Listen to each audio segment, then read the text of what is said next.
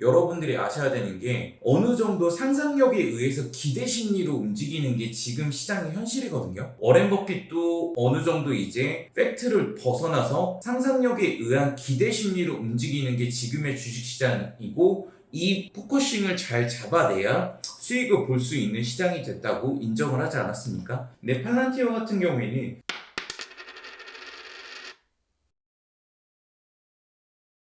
네, 안녕하세요. 팔란티어 같은 경우에는 최근에 급락이 나왔지만 바로 또 반등을 다시 좀 시작을 해줬는데, 이제 제가 올해부터는 나스닥 쪽은 비중을 싹 정리시켜 드렸었고, 멤버십 분들 같은 경우에 특히나 유일하게 이제 나스닥 꼭 남겨놓으셔야겠다면 팔란티어만 남겨놓길 좀 많이 권해드렸는데, 팔란티어 같은 경우에는 기존에 이제 밸류에이션 평가는 방산주 위주로 많이 평가를 받았었고, 근데 제가 올해부터 팔란티어를 중간중간 팩트체크를 해드릴 때 강조드렸던 부분은 더 이상 이제 방산 쪽 매출에 기대하지 않는 기업이 되고 있다는 현실이거든요. 이 팔란티어가 제공하는 AI 플랫폼 같은 경우에는 이제 오히려 방산 쪽보다는 민간 기업들, 민영화 기업들 위주로 이제 AI 소프트웨어가 들어가는 거기 때문에, 네, 팔란티어의 밸류에이션은 지금 주식시장에서 함부로 고평가다 저평가다 할 수가 없는 상황입니다. 근데 지금 시장의 본질 자체가 여러분들이 아셔야 되는 게 어느 정도 상상력에 의해서 기대 심리로 움직이는 게 지금 시장의 현실이거든요. 이건 뭐 제가 굳이 강조하는 부분을 떠나서 워렌 버핏도 어느 정도 이제 팩트를 벗어나서 상상력에 의한 기대 심리로 움직이는 게 지금의 주식시장이고,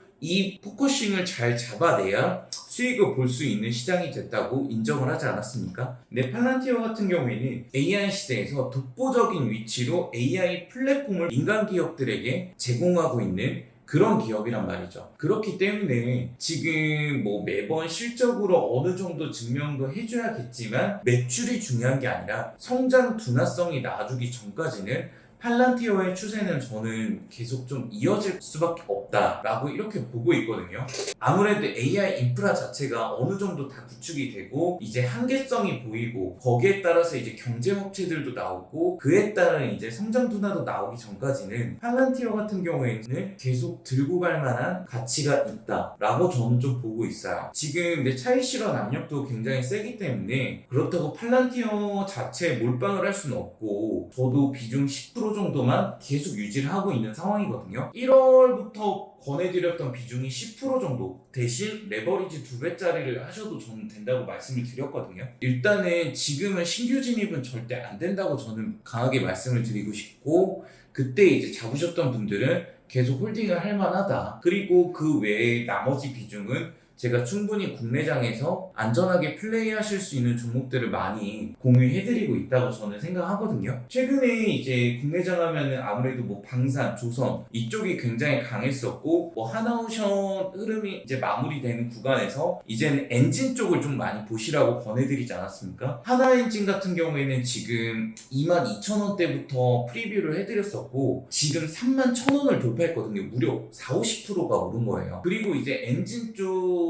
하나엔진이 지금 27,000원 정도 돌파할 때쯤에 이 자리가 부담스러우신 분들 같은 경우에는 본행제 쪽을 제가 좀 많이 보시라고 권해드렸었는데, 한국카본, 동성화인텍 이 친구들도 야금야금 지금 15% 정도씩 올라오고 있거든요. 그렇기 때문에 여러분들이 국내장 같은 경우에는 지금 확실하게 나스닥보다는 수익을 많이 가져갈 수 있다. 나스닥 쪽에서 굳이 하나 버티고 가자면은 팔란티어 정도, 그리고 테슬라 같은 경우에는 제가 지난 영상에서도 다뤄드렸는데 아마 300불이 완전히 돌파돼 버리기 전까지는 계속 차익 실현 압력이나 공매도 압력, 쇼커버링 압력이 있기 때문에 계속 조정을 반복하면서 매물대를 소화해야 되기 때문에, 뭐 지금 당장에 시원하게 치고 가는 그림을 원한다면은, 멘탈 관리가 힘들다면은 테슬라는 지금 담기에는 부담스럽죠. 그렇다면은 AI 쪽으로 굳이 여러분들이 꼭 보셔야 되는 게 아니라면은 지금 할 만한 거는 또 굉장히 많거든요. 은행제는 그나마 아직까지 매수 유효 구간이라고 저는 보고 있는데, 업사이드 구간이 이제는 더 이상 크지는 않으니까 차라리 여러분들이 지금 업사이드 구간이 큰 쪽을 다시 잡아드리라면은 저는 지금 구간에서 이제 다시 우주항공 쪽을 보시는 것도 저는 좋다고 생각하거든요. 나스닥주 로켓랩 같은 기업도 지금 괜찮다고 봐요. 근데 지금 확실하게 이제 국내장이 더 수익률이 더 잘 빠지다 보니까 국내장에서 지금 우주항공 종목을 2개 정도만 제가 꼽아드리자면은 HVM, 세트레가이 요 정도가 되겠거든요. HVM은 지금 멤버십 분들 중에서 비중 여유 있으신 분들은 21,000원대, 22,000원대 뭐 이렇게 계속 모아가고 있는 것 같은데 오늘 종가 23,800원인데 저는 이 가격까지도 저는 괜찮다고 보거든요. 어차피 지금 금요일 지금 8시이기 때문에 이 영상이 지금 주말 안에는 올라간다 치면은 월요일 오전부터는 여러분들이 분할로 계속 접근이 가능하지 않을까 이렇게 저는 보고 있거든요. HVM 그리고 세트레가이 천천히 우상향하는 거는 세트레가이가 될 것 같고 급등하는 맛이 있는 거는 HVM이 있을 것 같아요. HVM은 제가 저희 이 채널에서 작년 말에 리뷰를 해드렸고 그때 50% 정도의 이제 수익이 나왔었죠. 근데 지금 이제 다시 또 재터치 할 만한 그런 구간에 들어섰다. 네, 세트레가이 같은 경우에는 48,800원이고 오늘 주가가 여전히 지금 매수 유효 구간이 맞기 때문에 말씀을 드리는 거거든요. 세트레가이 같은 경우에는 이제 매출도 잘 빠지는 기업이기 때문에 크게 스트레스 없이 들고 가실 수가 있어요.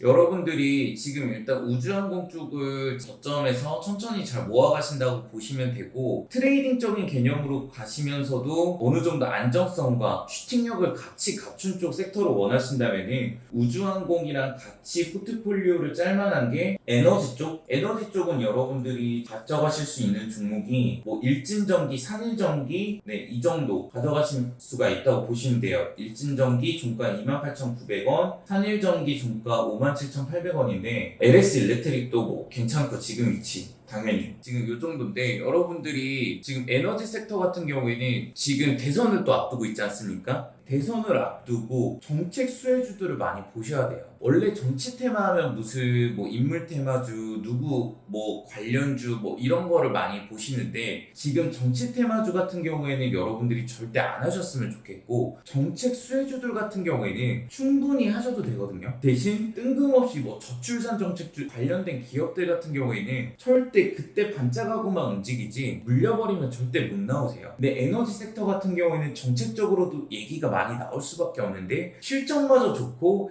AI 쪽으로도 계속 부각을 받기 때문에 여러분들이 2중, 3중 장치를 걸어놓고 포트폴리오를 가져갈 수가 있단 말이죠. 그렇기 때문에 약간 2중, 3중 포트폴리오라는 개념에서 굉장히 메리트 있는 섹터라고 저는 보고 있고 지금 업사이드 구간이 약 3배 정도 나오는 200% 정도 수익 뺄 수 있는 기업도 하나 있거든요. 이거는 저희 멤버십 분들이 같이 들어가실 거기 때문에 비공개 전략주로 가져갈 거지만 여러분들이 그냥 유튜브 통해서 나는 무료로만 수익 원한다? 그러면은 방금 말씀드린 그런 종목들로 업사이드 구간 15% 20% 정도만 노리시고 하시는 것도 저는 괜찮다고 보고 있습니다. 근데 저점에서 미리 종목 알려드리고 업사이드 큰 거를 연초에 많이 알려드렸었는데 안 하시더라고요. 저점에서 아직 움직이지 않는 종목들 같은 경우에는 뭐 예를 들어서 식품 쪽의 S&D 같은 경우에는 지금 110% 정도 올랐거든요. 근데 지금 오늘 기준으로 10만원을 돌파했고 4만원대부터 알려드렸는데 이거 잡으셨다고 하시는 분들이 정말 10분 중에 한두 분? 그 다음에 또 뷰티 쪽도 엄청 많이 올랐죠. 실리콘2, APR은 뭐 어제 상한가도 나오고 실리콘2도 굉장히 많이 올랐는데 거의 70% 오른 것 같아요. 근데 중간에 이제 등락이 막 컸던 종목이죠. 얘 같은 경우에는. 얘도 중간에 이제 털려나간 분들 많은데 저희 채널에서는 항상 실적이 뒷받침되고 다음 분기, 다다음 분기에서 증명해줄 기업들을 미리 저점에 잡아드리기 때문에 여러분들이 꼭 관심 있게 종목들을 트래킹 해놓으시면은 수익은 거의 승률 9할 때 이상으로 꼭 가져가시거든요. 저희 팀이 괜히 키움에서 랭킹 1위를 계속 유지하는 게 아닙니다. 그렇기 때문에 승률은 확실하게 가져갈 수 있으니까 여러분들이 공부 열심히 하셔서 종목들 골고루 잘 가져가시면은 스트레스는 안 받으실 거라고 좀 자신있게 말씀드릴 것 같아요. 뭐 이런 멘탈적인 케어나 비중 관리 그리고 좀 더 디테일하고 딥한 분석을 같이 관리를 받으시길 원하시는 분들 같은 경우에는 저희 멤버십도 항상 열려 있으니까 있으니까 많이 신청해 주시면 저희 쪽이랑 같이 좀 재밌게 투자를 하실 수 있으실 겁니다. 일단 투자 전략이라고 한다면은 맞아요. 5월부터는 굉장히 조금 난이도가 높아지는 부분이긴 합니다. 일단은 중기적인 전망으로 보면은 두 가지가 일단 전제가 돼야 돼요. 일단 무역 완화가 계속 지속이 돼줘야 되고 미국 경기가 연착륙을 해줘야 되거든요. 그러면서 이제 유가가 안정이 되고 달러 약세도 지속되고 그러면은 이제 EPS 지표가 이제 회복이 되면서 리스크 선호가 개선되는 흐름이 나오기 때문에 그러면은 이제 전체적인 주식시장의 밸류에이션이 다시 리레이팅 되는 구간이 나온단 말이죠.